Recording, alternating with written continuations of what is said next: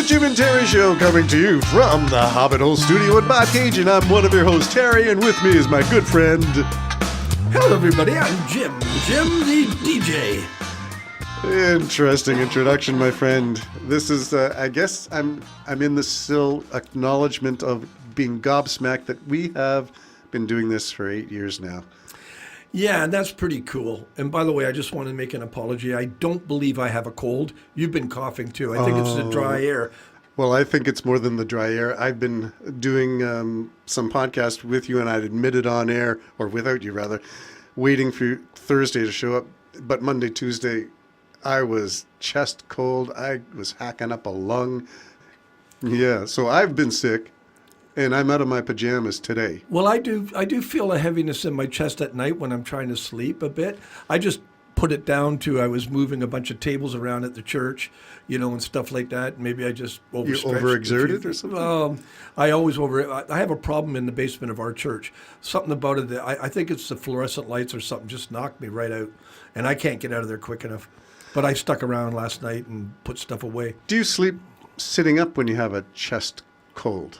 I don't get colds very often. The last cold I had was COVID, I think, and that's not considered a cold.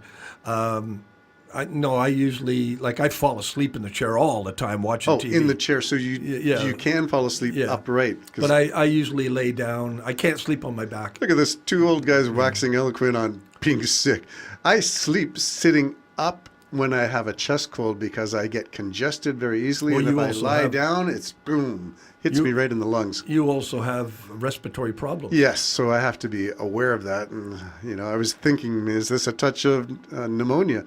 So I've been aware of that, but there was a time when I had to use interventions like my asthma medicine to be able to even breathe. That was a little bit concerning, and I was thinking of EMS. So that's getting better? Oh, yeah, that was on Monday. Cool. So this is now Thursday. So a couple of days, and there was a nice transition. No, I meant your respiratory need. Oh, yeah, to need medicine to intervene and catch my breath. Yeah. So that's getting, you need it less as you're getting older? Well, I hadn't used it for a while, but this chest cold this past weekend and early part of this week really knocked literally the wind out of my sails. So let's push on. Our conversation is not about wellness and about the vagaries of growing old and vulnerabilities of getting infected with this or that. It's all about celebrating, picking up from our first podcast on patriotism.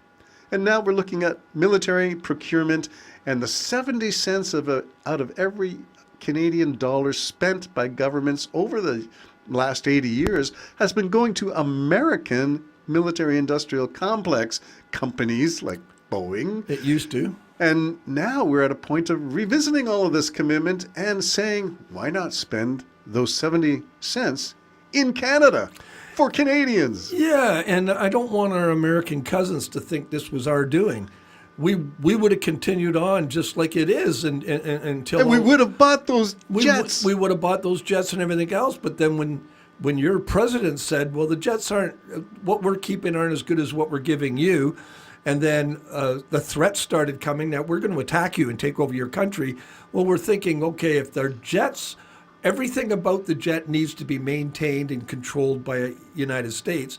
It would be stupid for us, and that's why I'm totally confident that we're not going to go for the rest of the F-35s. So Yeah, I just don't think that would be the wise move to make. So are we looking at a possibility of a mixed procurement? Well, I would use the F-35s, and I'm not a professional in this area at all. Yeah, but I would use the F-35s. I'm an armchair pilot, I'll have you know. Only in complete cooperation with the United States, and I would look to completely move away from anything connecting with the United States at this particular time. So eventually down the road, but we are obligated for 16. Yeah. Apparently we're going to take 6 of those, and they're already available, but they're in, I'm going to say, Arizona at an air base for our pilots to train with, but not to take possession of. Mm-hmm. So 6 in 2026 and 6 more in the next year or in the next year.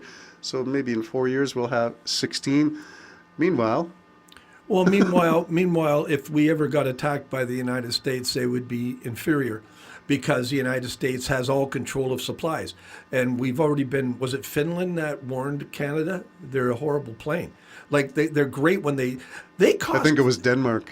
They but I'm not cost, sure. $45,000 an hour to fly, where the Gripen, for instance, I think is $7,000 or $8,000 to fly.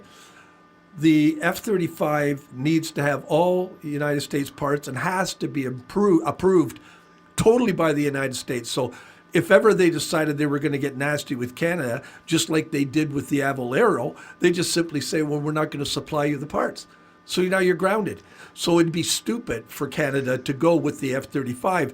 And I don't know if people realize that. I'm not saying you're stupid for not realizing it, but the truth of the matter is, if they just want to completely ground you, they don't send you and they're always in need of repair. Well, this is always. We're rethinking this thing because of Trump. Yeah, Otherwise, we wouldn't be thinking these thoughts at yeah. all. So sovereignty becomes the key in the purchase plan, in the procurement. The United States made a great mistake in electing Trump. No, but the United States Trump made a major mistake, because anybody who now has the F-35s realizes Trump has made it very, very clear that with the F-35s, they have complete control.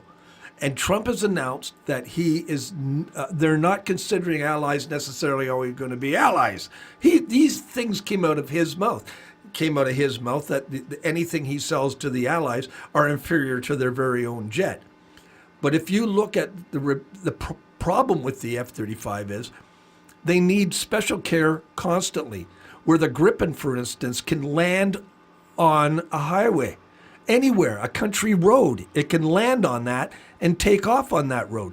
Plus, the parts are so interchangeable, so easily to be installed, you can repair it on that. It doesn't have to be flown down to Texas or someplace. Now let's talk about having that. Doesn't have to be flown down to Texas or someplace as a maintenance program. The Gripen's bid from Saab includes up to 12,000 domestic jobs, maybe split between Ontario and Quebec. Actually, over 12. And manufacturing in Canada using Canadian metals, using Canadian labor, using Canadian tech, software, all of that stuff, engineering, and that we can sell with permission from Saab to other markets. Now, there's only one problem in the plan, but Canada's already on top of it. The Gripen has an American jet engine. Oh, I heard about this. Yeah, do tell. Go ahead. But right now, Rolls-Royce is opening a plant in Quebec. And I believe it's all part of the plan that the Rolls-Royce engine will go into the Gripen, because remember, they're going to be built here and assembled here. So I think those talks are really going to be happening, because I think it would be stupid to go with the F-35. I just think any country, quite frankly, you'd be foolish to go with the F-35. They're a better plane, but especially if you think about Canada, our only defense against the United States is to pull our military back, make them come to the north.